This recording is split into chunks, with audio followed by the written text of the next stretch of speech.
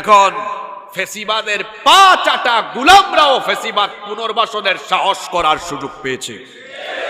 কড়া ভাষায় সতর্ক করছি, এদের পুনর্বাসনের চেষ্টা যারা করবে তাদের পরিণতি যা হয়েছে, এদের পুনর্বাসনের চেষ্টা যারা করবে তাদের পরিণতি তার চাইতে ভয়ঙ্কর হবে। আজকে কড়া ভাষায় সতর্ক করছি। হাসনাত আব্দুল্লাহ ফেসবুকে একটা পোস্ট দিয়েছে গতকাল, আপনারা দেখছেন কিনা? ওয়াকারের কি নতুন করে কোনো কিছুর খায়েশ উঠেছে নাকি? আমি আপনার নামটা সুন্দর করে নিতে পারলাম না বলে দুঃখিত। হ্যাঁ, আপনার কি নতুন কিছু করার খায়েশ উঠেছে নাকি?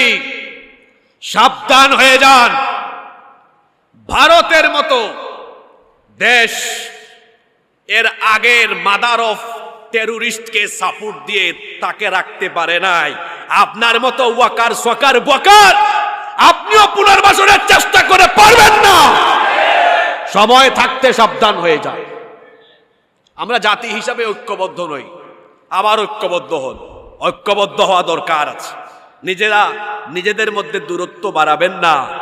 নিজেরা নিজেদের মধ্যে দূরত্ব বাড়ালে আবারও বাংলাদেশের ভাগ্যাকাশে এমন কালো অন্ধকার চলে আসতে পারে, আবারও এটার ফজর হতে দেখা যাবে কয়েক যুগ লাগতে পারে। নিজের পায়ে নিজে কুড়াল মাইরেন না, নিজের পায়ে নিজে কুড়াল মাইরেন না। সিদ্ধান্ত নেওয়ার ক্ষেত্রে বিচক্ষণতার সাথে সিদ্ধান্ত নিতে হবে। আপনারা আমাকে বলেন তো, কয়েকটা প্রশ্ন করি। আজকে প্রায় 8 মাসের বেশি সময়, 8 মাস হয়েছে নাকি? August, September, October, November, December, January, February, মানে 8 মাস চলে, 8 মাস রানিং। আপনারা আমাকে বলেন তো, যারা হাজার হাজার মা বাবার বুক খালি করেছে সেই হত্যাকারীদের বিচার কি হয়েছে? জোরে বলেন, হয়েছে? হওয়া দরকার ছিল কি ছিল না? বিচার হলো না। তারপরে আসেন, দেশের টাকা, জনগণের টাকা যারা বিদেশে পাচার করলো, চুরি করলো, তাদের বিচার কি হয়েছে? এই বিচার হওয়া দরকার ছিল কি ছিল না? সবাই জবাব দিবেন। তারপরে বলেন দেখি, 600 জনের উপরে চিহ্নিত দেশদ্রোহী, মানবতা বিরোধী গণহত্যার কাজে লিপ্ত 626 জনকে ক্যান্টনমেন্টে রাখা হয়েছিল, তাদেরকে কি বিচারের মুখোমুখি দাঁড় করানো হয়েছে? সেনাবাহিনীকে ম্যাজিস্ট্রেসি পাওয়ার দেওয়ার পরেও উল্লেখযোগ্য কোন ধরনের ভূমিকা মানুষ দেখেনি। আমি কি সত্য বলেছি না অসত্য বলেছি? তারপরে আপনি আবার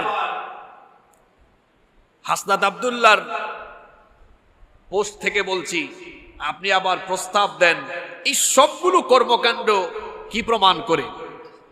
এই সবগুলো কর্মকাণ্ড প্রমাণ করে বাংলাদেশকে আবারও অস্থিতিশীল করবার জন্য পেছন থেকে কলকাঠি নাড়া হচ্ছে, অপচেষ্টা করা হচ্ছে। তবে মনে রাখতে হবে, এই দেশকে আরেকবার অস্থিতিশীল করবার চেষ্টা করা হলে জাতি হিসাবে আমরা সবাই ঐক্যবদ্ধ হতে আমাদের 1 ঘন্টাও সময় লাগবে না। আমি আপনাদেরকে অনুরোধ করব এবং গোটা দেশবাসীকে অনুরোধ করব, দেশের শান্তি শৃঙ্খলা, স্বাধীনতা, সার্বভৌমত্বের হেফাজতের জন্য আমরা দল মত সব কিছু ভুলে গিয়ে, এমনকি ধর্ম বর্ণ সব কিছু ভুলে গিয়ে দেশের স্বার্থে আমরা সবাই সব সময় ঐক্যবদ্ধ থাকবো ইনশাআল্লাহ। ঐক্যবদ্ধ থাকার ভেতরে ফজিলত আছে। ঐক্যবদ্ধ জাতিকে মোকাবেলা করা যায়। দেখেন, আমরা জাতি হিসাবে ঐক্যবদ্ধ নই বলেই কিন্তু এগুলো বলার মতো আর এগুলোর মতো পরিস্থিতি তৈরি হয়েছে।